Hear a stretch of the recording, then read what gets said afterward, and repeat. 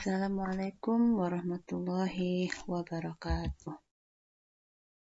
Alhamdulillah, puji syukur kehadirat Allah. Hari ini kita bisa bertemu lagi dalam pembelajaran fikih. Sebelum pembelajaran kita mulai, marilah kita berdoa terlebih dahulu agar pembelajaran kita mendapat keberkahan dari Allah Subhanahu wa taala. Berdoa dimulai.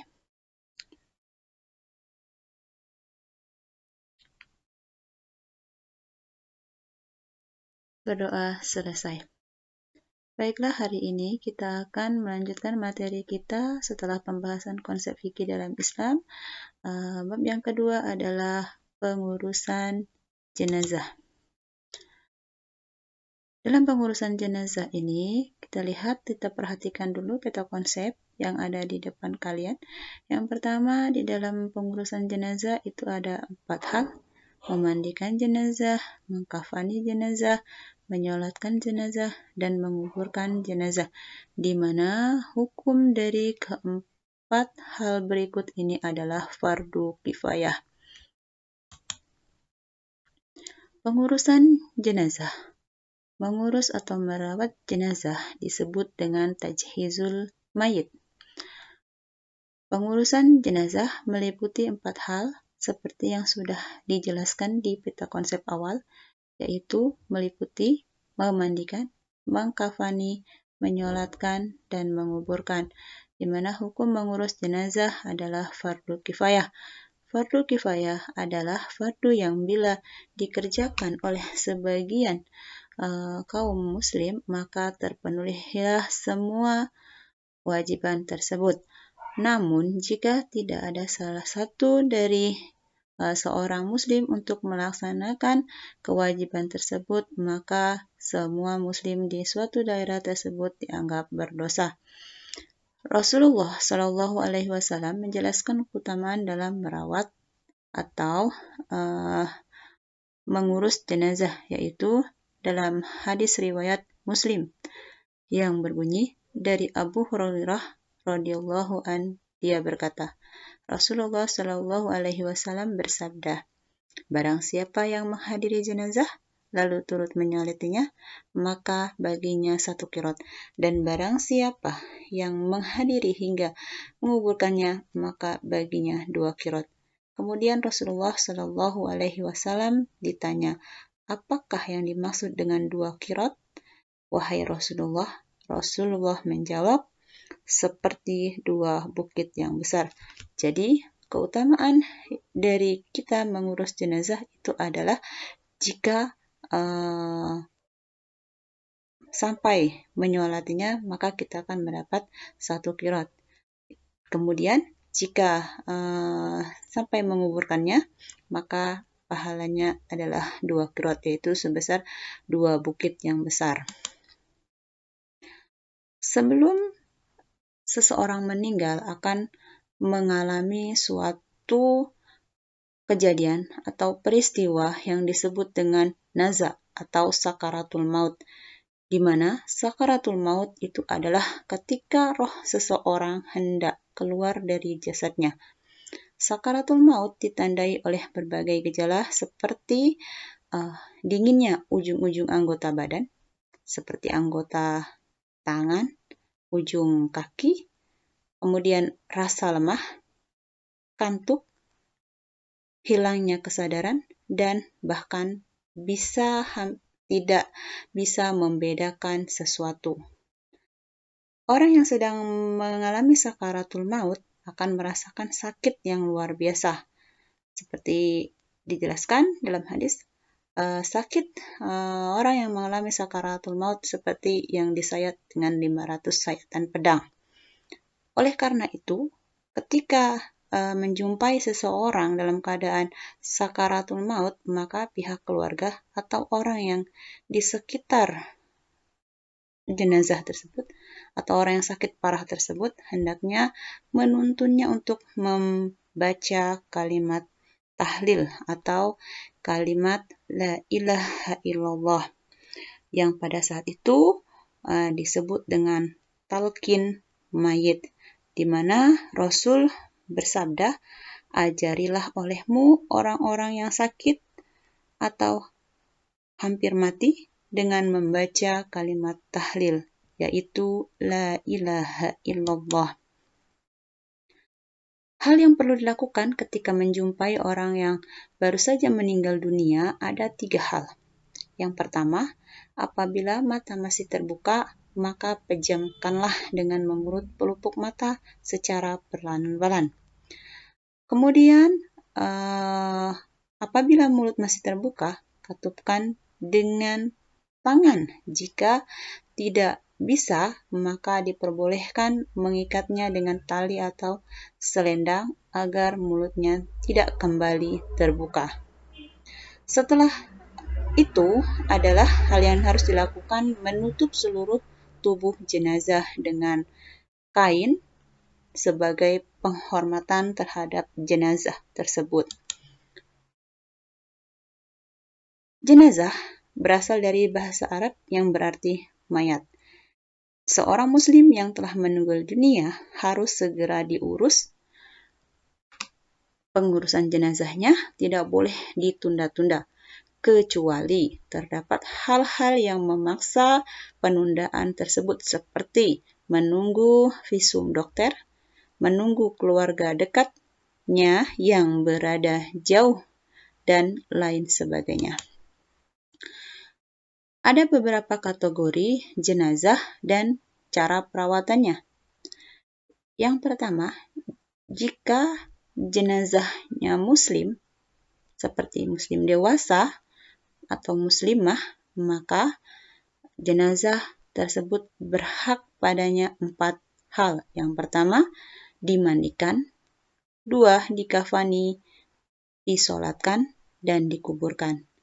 Namun, apabila jenazahnya merupakan jenazah yang syahid dunia atau akhirat, maka cukup sempurnakan kain kafan yang ada untuk menutupi kekurangan dari pakaian yang dipakai oleh jenazah, sehingga tertutup aurat. Kemudian setelah itu disolatkan dan dimakamkan. Yang ketiga, kategori bayi prematur, di mana bayi prematur itu adalah bayi yang berusia belum genap 6 bulan.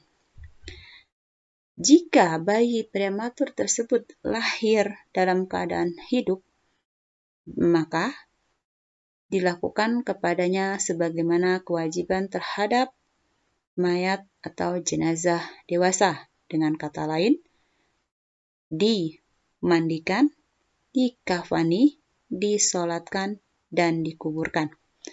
Namun, jika bayi yang lahir dalam bentuk bayi sempurna, namun tidak diketahui tanda-tanda kehidupan dari bayi tersebut, maka hal yang harus dilakukan adalah dimandikan, dikafani, dan dikuburkan. Artinya tidak disolatkan.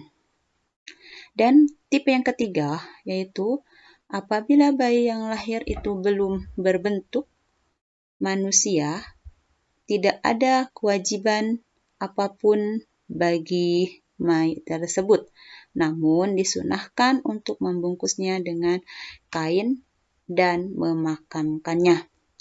Kategori yang keempat adalah jika jenazah merupakan kafir zimmi, yaitu golongan non-muslim yang hidup damai berdampingan dengan muslim, serta dia mau membayar pajak, maka pengurusannya adalah mengkafani dan memakamkannya. Hal yang pertama kita lakukan mengenai tata cara pengurusan jenazah yaitu memandikan jenazah. Memandikan jenazah adalah membersihkan dan menyucikan tubuh mayat dari segala kotoran dan najis yang melekat di badannya. Jika jenazahnya laki-laki, maka dimandikan oleh laki-laki. Jika jenazahnya perempuan, maka dimandikan oleh perempuan, kecuali suami istri atau muhrimnya. Syarat jenazah yang dimandikan. Jenazah yang harus dimandikan yaitu memenuhi 3 syarat. Yang pertama, jenazah tersebut adalah Muslim atau jenazah yang beragama Islam. Yang kedua, tubuh atau anggota badannya masih ada, meskipun tidak utuh. Maksudnya di sini, jika ada jenazah yang anggota tubuhnya tidak lengkap, seperti terjadi korban kecelakaan, maka yang dimandikan atau yang diurus itu adalah hanya anggota badan yang ditemukan saja. Kemudian yang terakhir yaitu jenazahnya adalah jenazah yang mati biasa atau meninggal biasa. Jenazah tersebut bukan mati syahid dunia akhirat, karena jenazah yang mati syahid tidak dimandikan. Siapakah yang berhak memandikan jenazah? Di mana orang yang berhak memandikan jenazah terkait dengan beberapa hal. Yang pertama, jika jenazah laki-laki, maka dimandikan oleh orang yang diberi wasiat, kemudian bapaknya, kakeknya, atau keluarga dekat dari pihak laki-laki, dan boleh juga dimandikan oleh istri.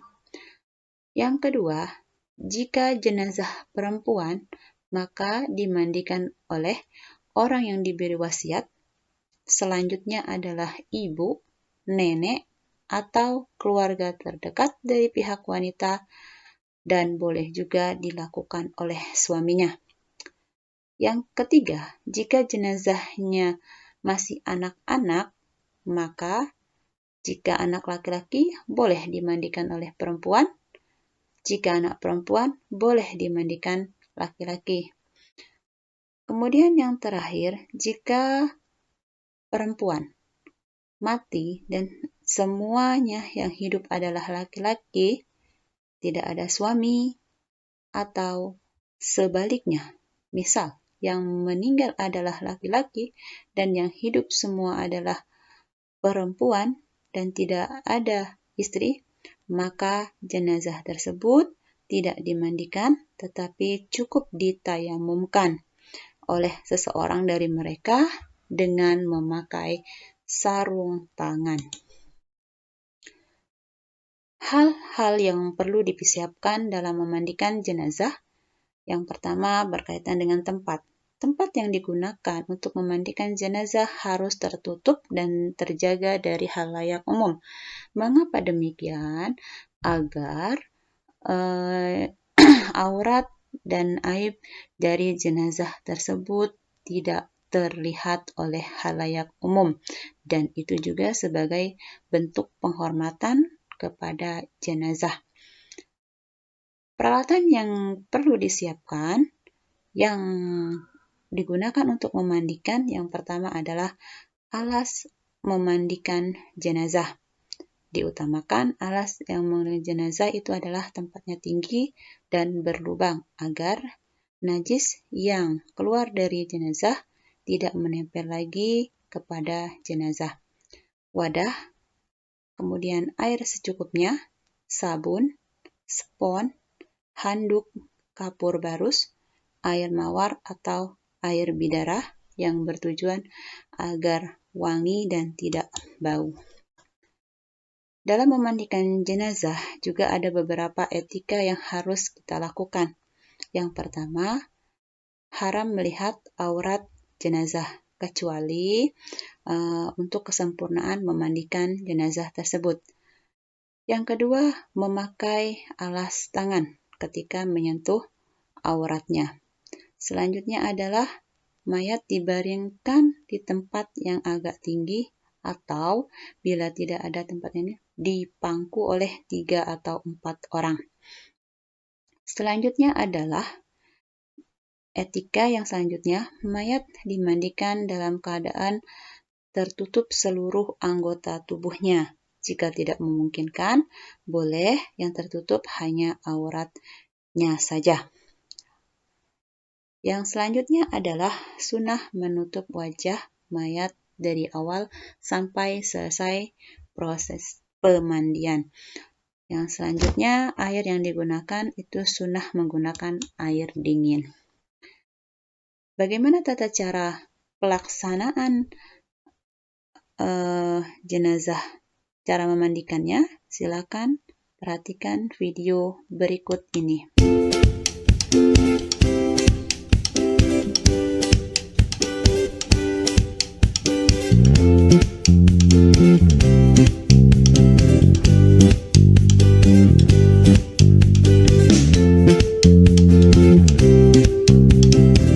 Menguburkan jenazah. Syarat-syarat mayat yang wajib untuk dimandikan. Yang pertama, mayat itu adalah seorang muslim, bukan kafir.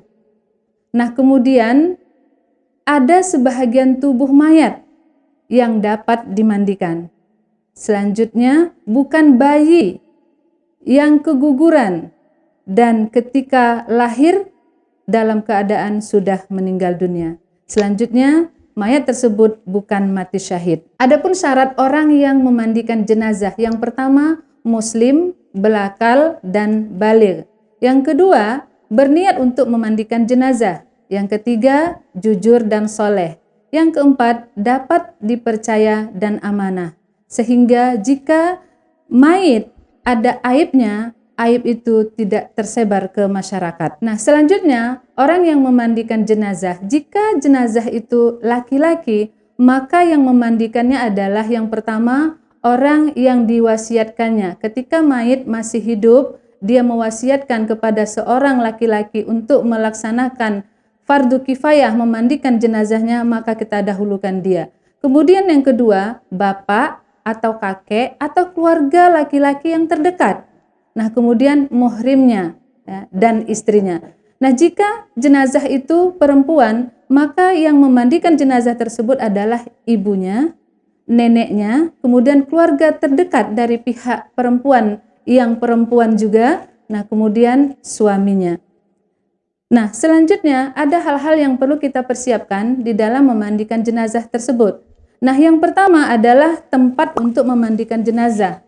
Nah, biasanya tempat itu ya seperti meja tetapi ada bolong-bolongnya supaya kotoran dapat keluar dengan mudah. Nah, kemudian yang kedua, ember. Ember kita gunakan untuk tempat atau wadah air yang kita gunakan untuk memandikan jenazah. Nah, selanjutnya air bisa kita letakkan di dalam ember atau langsung dari selang ya, yang langsung kita gunakan untuk memandikan jenazah. Kemudian gayung. Nah, gayung harus kita gunakan untuk mengambil air.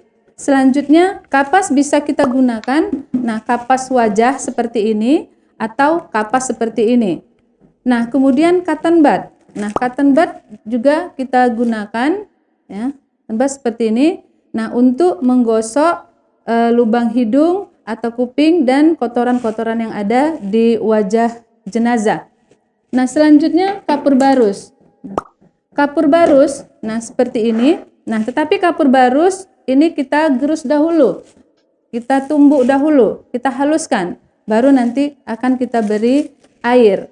Nah, selanjutnya daun bidara. Nah, atau juga boleh kita juga menggunakan buah jeruk purut. Nah, buah jeruk purut ini harus kita gunakan parutan untuk menghaluskan jeruk purut tersebut.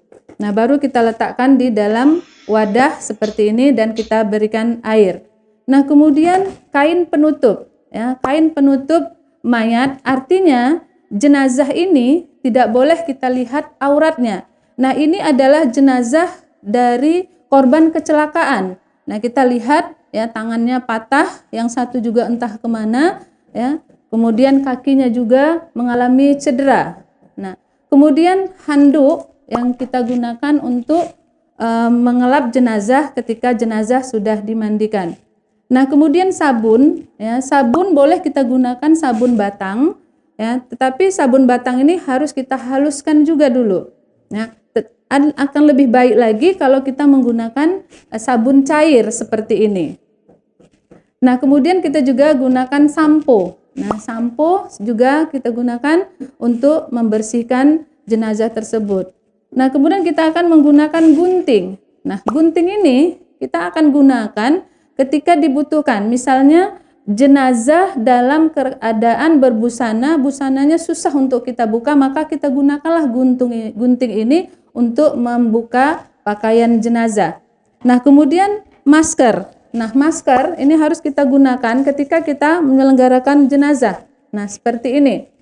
Nah, kemudian kita gunakan celemek. Nah, celemek ini gunanya adalah agar kotoran jenazah tidak langsung mengena ke badan kita sebagai orang yang melaksanakan penyelenggaraan jenazah tersebut.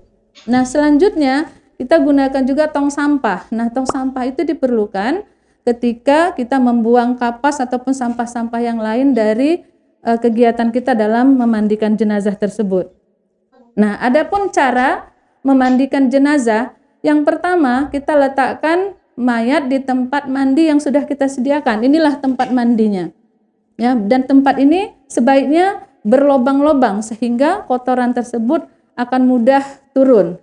Nah, kemudian selanjutnya menggunakan sarung tangan. Ini sarung tangan harus kita gunakan. Ya, Ananda, nah, silakan kemudian perhatikan air dengan bersih ya. hal-hal Tadi yang kita telah dalam ember ini harus kita gunakan. disediakan dalam Kemudian sabun perawatan cair tadi. atau pengurusan Nah, kemudian kapur jenazah, barus. yaitu dalam Nah, memandikan. selanjutnya kita istinjakan dulu jenazah tersebut.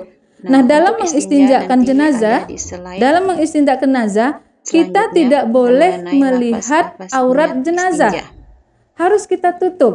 Ya, tidak boleh langsung. Maka, ya, Ibu siramkan aja airnya. Ya.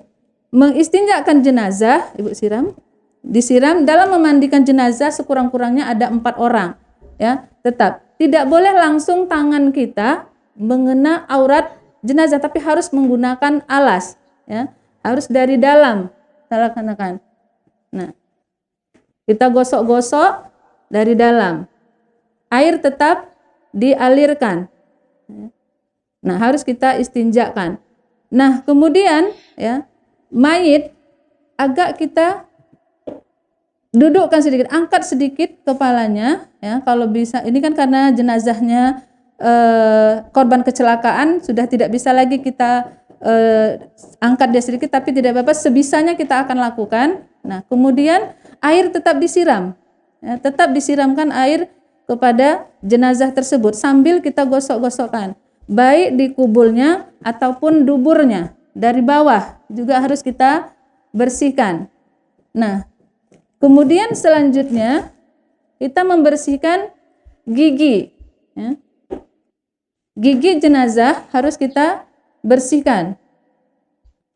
Ya, harus kita bersihkan gigi jenazah. Nah, pelan-pelan.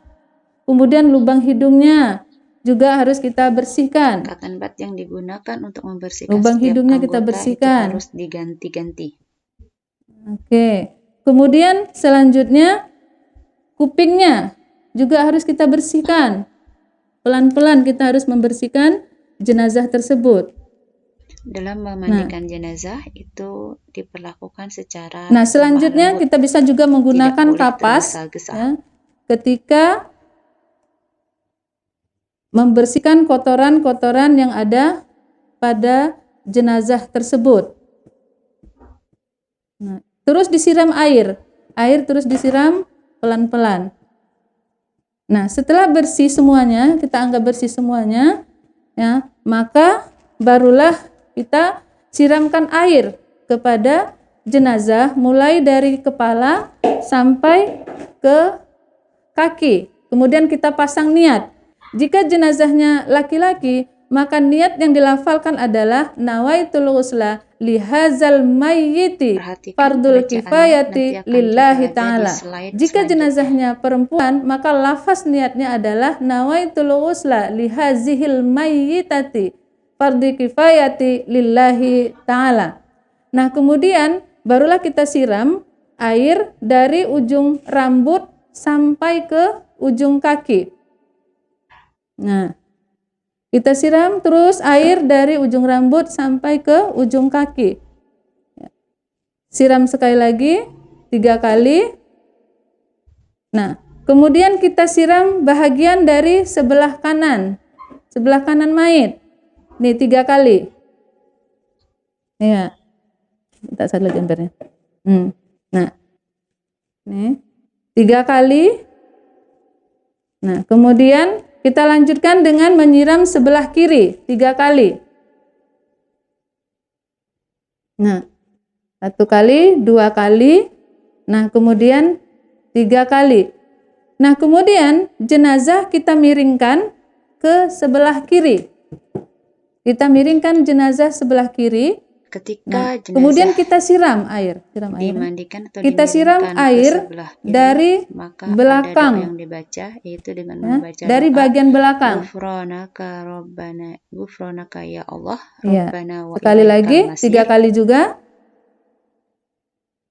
Ya. Selanjutnya kita miringkan jenazah ke sebelah kanan dan kita siram dari dimiringkan bahagian sebelah belakang kanan pun sebelah ada kirinya. doa yang dibaca, yaitu Ghufranaka ya Allah Dalam ya menyelenggarakan Rahman, jenazah Rabbana ini, wa memandikan ilaikal jenazah ini masir. tidak boleh kuat-kuat, tidak boleh keras-keras.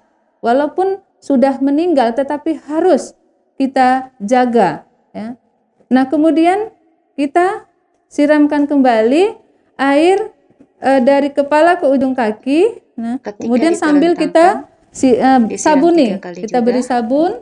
Doa yang dibaca Karena sabunnya, ini kita sabun. ya Rahim, Rabbana wa ilaikal masir. Kita gosok-gosokkan ke badan jenazah. Ya. Sambil disiram terus. Sambil disiram terus. Tangannya, jari-jari tangannya harus kita bersihkan. Kita sabunin. Ya. Kemudian seluruh badan harus kita sabuni. Sampailah ke kaki-kaki jenazah. Sambil terus menyiramkan air kepada jenazah tersebut. Nah, kemudian kita ambil sampo, ya.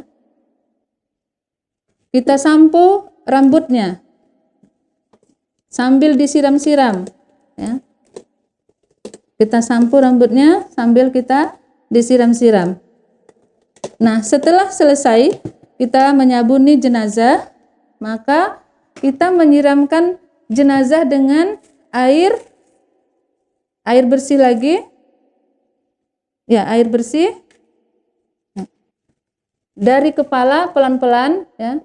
Pelan-pelan airnya kita siram dari kepala sampai ke kaki. Nah, kemudian air kapur barus.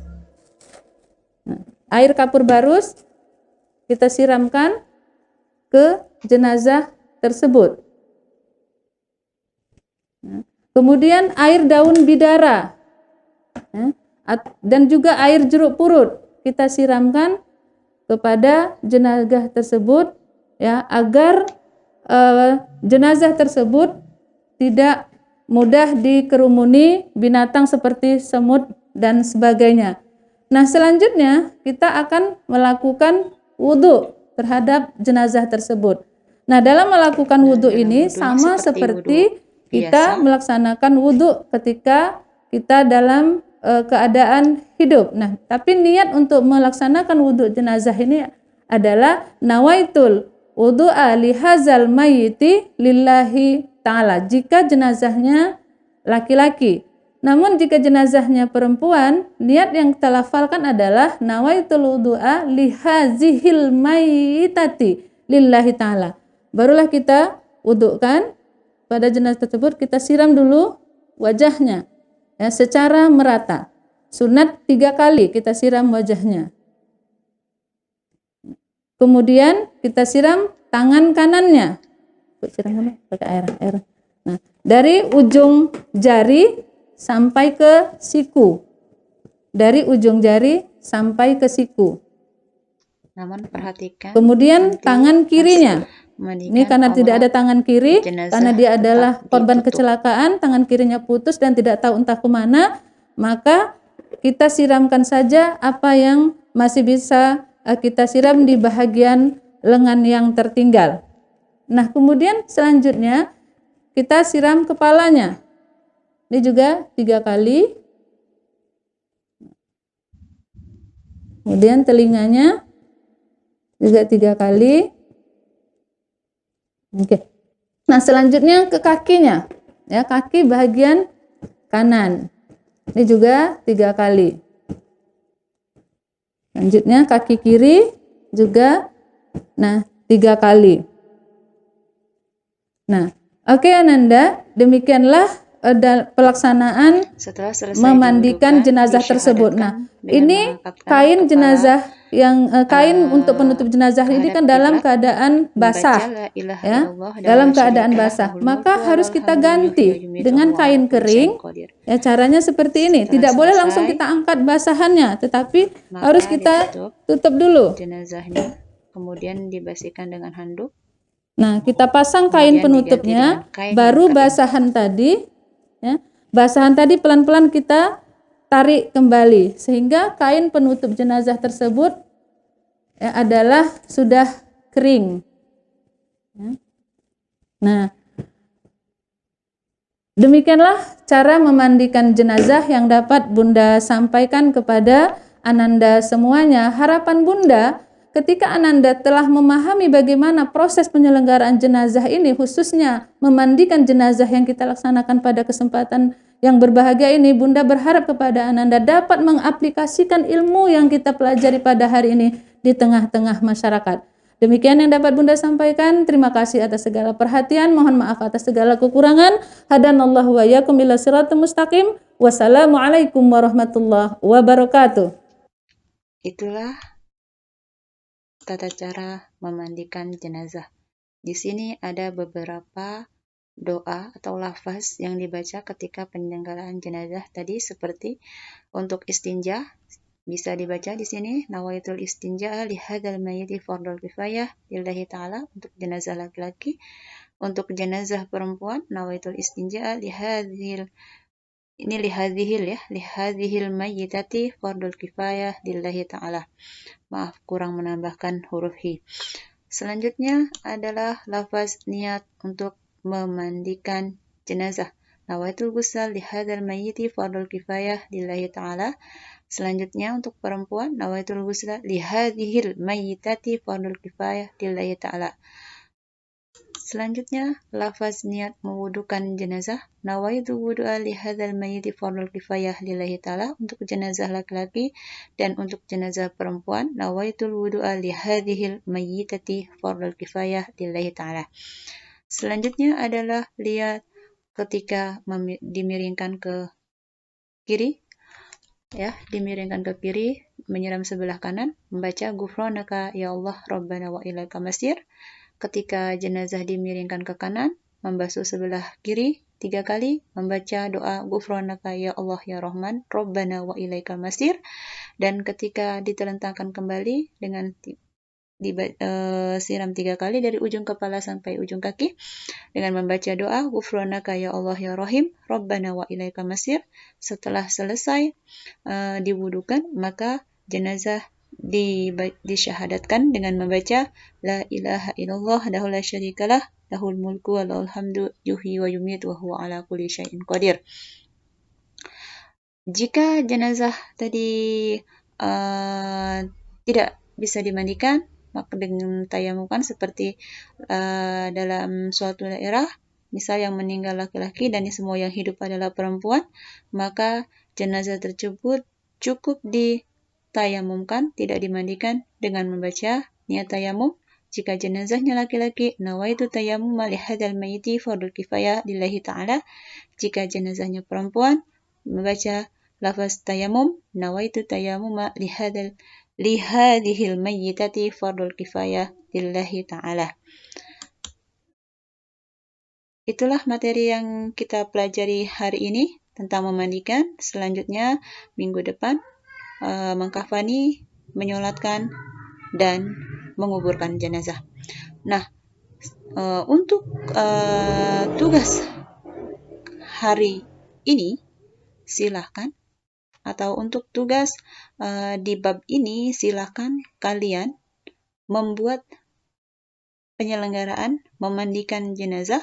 Boleh dibantu dengan keluarga kalian, karena kita sekarang untuk melaksanakan kelompok tidak memungkinkan, maka ibu minta kepada kalian untuk mempraktikkan tata cara memandikan jenazah tersebut disertai dengan lafaz-lafaz doa atau lafaz niat yang telah diberikan tadi, dibantu boleh dengan keluarga seperti ayah, ibu, atau kakak, atau adik, silahkan. Nah, semoga pembelajaran kita hari ini mendapat berkah dari Allah. Kurang lebihnya Ibu mohon maaf. Billahi taufiq wal hidayah. Wassalamualaikum warahmatullahi wabarakatuh.